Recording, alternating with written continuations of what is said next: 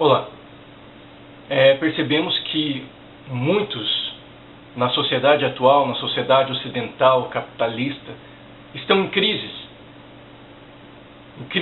existenciais, em crises de todas as formas, crises religiosas, crises nas suas crenças. E a crise nada mais é do que uma mudança de direção. É quando, por exemplo, nós estamos em um caminho e aparece uma bifurcação na estrada. Aparecem novas oportunidades para vermos novas direções, novos caminhos, oportunidades para ampliar a nossa visão. Então isso gera crise, essa mudança, essa oportunidade para se mudar gera uma crise. E essa crise está na relutância nessa mudança.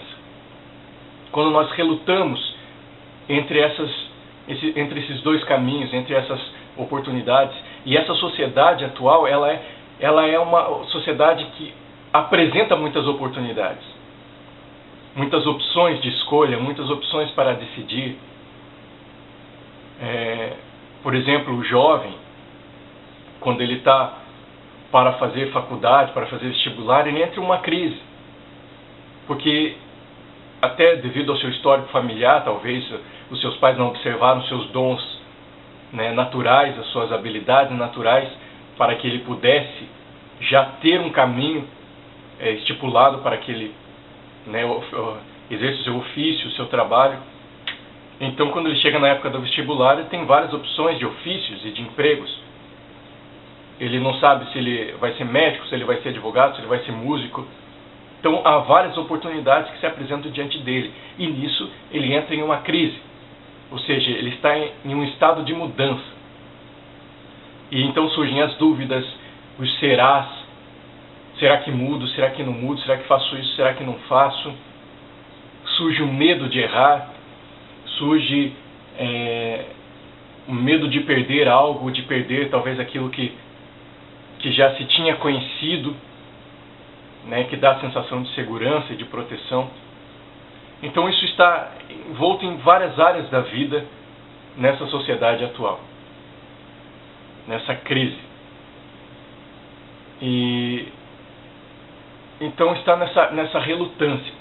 Mas eu creio que algo que pode aliviar essa crise seja uma pesquisa de campo, seja buscar informações concretas acerca daquele caminho, daqueles caminhos que se apresentam diante da pessoa, diante do indivíduo.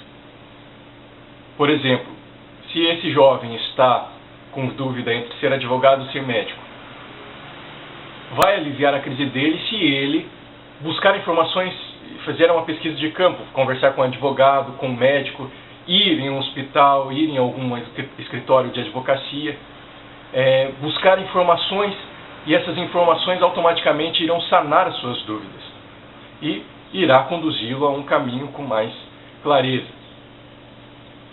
Mas é certo que não se poderá conhecer tudo sobre isso, porque essa decisão envolve um futuro, e o futuro está envolto em incertezas, em surpresas. Não há certeza no futuro. Então, mas pode aliviar essa crise.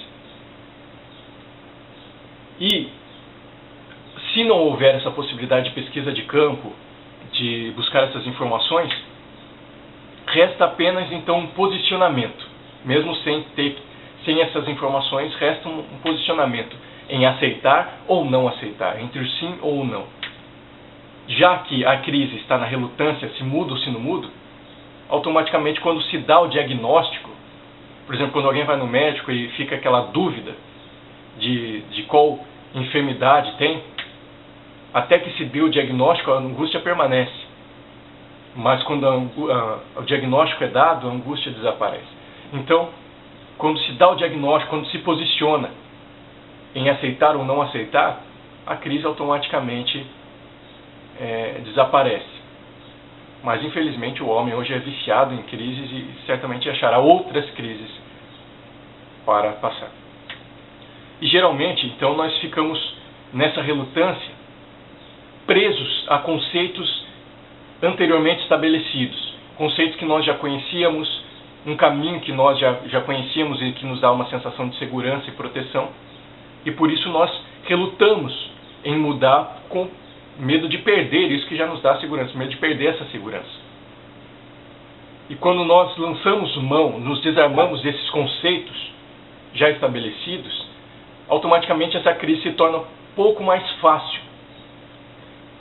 E na maioria das vezes as pessoas mais inseguras, que dependem mais afetivamente de coisas, pessoas, ou está muito ligado ao passado, geralmente são pessoas que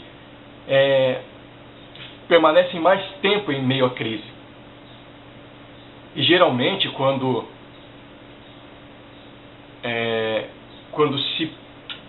se posicionam em não aceitar a mudança, em permanecer no caminho que os dá segurança, geralmente essas pessoas que talvez tenham um histórico de rejeição tenderão a se sentirem covardes e conviverão com o peso de culpa por não ter arriscado, por não ter tentado esse novo.